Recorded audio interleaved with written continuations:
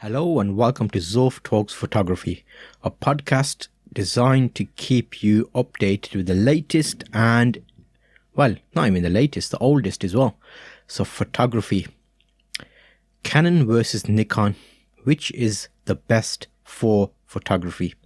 I'm your host Zulfi, and let's get into this today. Canon is a DSLR manufacturer. Nikon is also a DSLR manufacturer.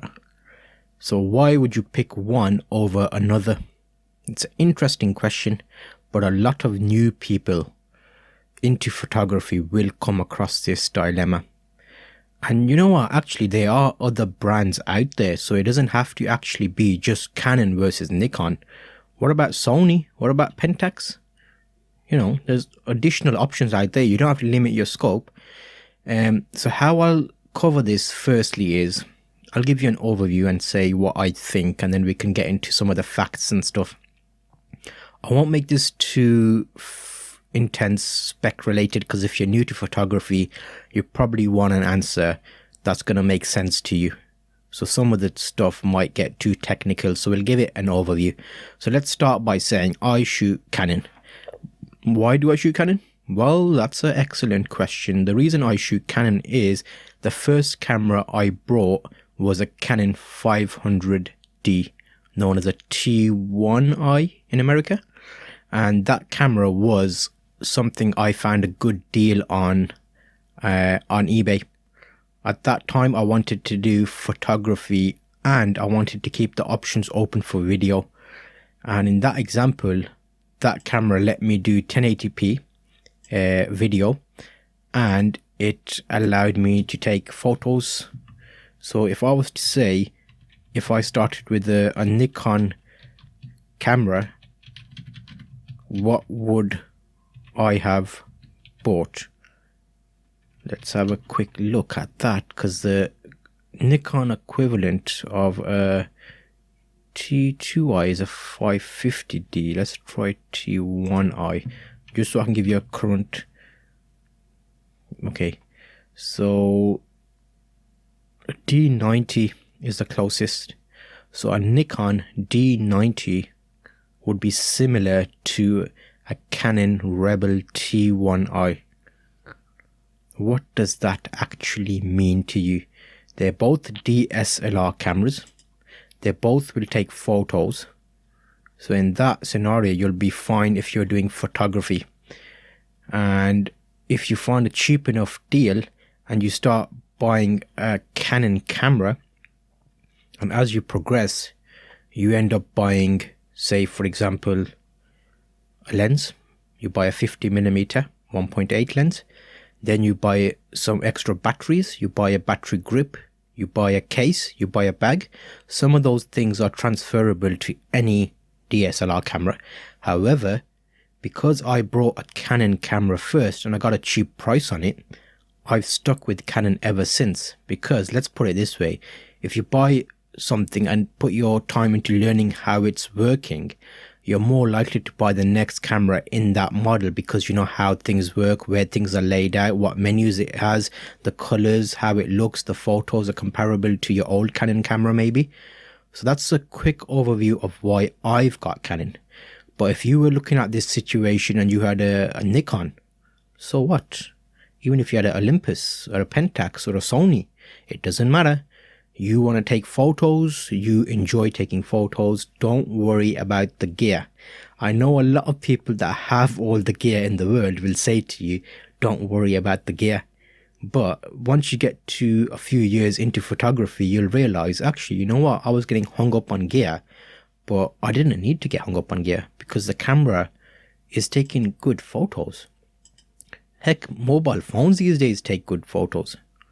So you get loads of articles online, Canon versus Nikon, which DSLR brand trumps the other, all sorts of funky titles. They'll talk about sensors, they'll talk about low noise performance, which is basically if you're taking a photo in the dark and you got a high ISO, how much grain and all that funny stuff. But you know what? Quality is quality. If you have a comparable camera So say 10 years ago, you had two cameras that were released at the same time. They're going to be fairly similar in terms of what you're going to get from them. So don't smash yourself up about that. That's something that would be handy for the podcast, because this episode I'm making is just going to be for the podcast. I usually make a video to accompany the podcast, which I put on the channel YouTube. But you'll see on YouTube, there's loads of different channels comparing cameras like for like, and what is better for one, but what's better for another. It's that age-old comparison, such as should you get a Windows computer or should you get a Mac computer PC? It's like, well, I've been using Windows all my life, so a big jump to an Apple machine would probably, well, I have to learn stuff all over again. Something that I take for granted on my Windows computer will be different, and I'll have to learn to do it on a Mac. Apple PC, yeah, I think they call them PCs, don't they? You can tell I'm not a Apple user. In the same way, similar to Android and Apple devices, same kind of thing. So why do some people prefer Android? Some people prefer Windows. Some people prefer Apple. There's no right answer. It's down to what you started with and what works best for you. And if you built up some gear, especially in photography, I had 6 lenses, so I could sell them all and move to another system, which I may end up doing if I move on to mirrorless and smaller camera bodies, because at a point I was shooting more of a commercial type environment that required a DSLR camera to keep up appearances in the fashion industry, but a mirrorless camera would get similar photos, and in the end game you would not be able to tell which one was which. So Canon versus Nikon, do you need to worry? We were at I'll tell you a bit of a story actually. So we were at it's, what would you class it as, photography club? No, not a photography club, but a photography community, where a guy who worked in a Jessop's store. So Jessop's is like a DSLR camera shop type thing in the UK, similar to your B&H type in America. So he was from a ex shop he used to work in, and he used to have big DSLR cameras that he shot with. But he showed some photos in the exhibition which were shot with a mirrorless camera system Fuji, and you couldn't tell, to be honest. Looking at the picture, there was nothing clearly there telling you that actually it's lacking in any type of way. So that got me thinking, he has one case with 2 lenses and a camera body. My same setup for that focal length would probably be a backpack. So that's a lot of weight difference, and also taking photos in an environment with a Canon camera, Nikon camera, Fuji camera, they all have different form factors. So how will public perceive you with a massive DSLR versus a Nikon DSLR, or even an Olympus or a Fuji, which is smaller? So sometimes you might want to change because you're changing your style of photography, or you're getting a bit more older and you don't want to lug around loads of gear. So that's a whole topic for another day, but I'm hoping this gives you an idea. It's probably not giving you a straightforward answer which you were looking for. Should you buy Canon or should you buy Nikon? However, it's down to what you think. But if you want a definitive answer, because I'm biased and I've got a Canon, guess what I'm going to tell you? Get a Canon. See you on the next episode, guys.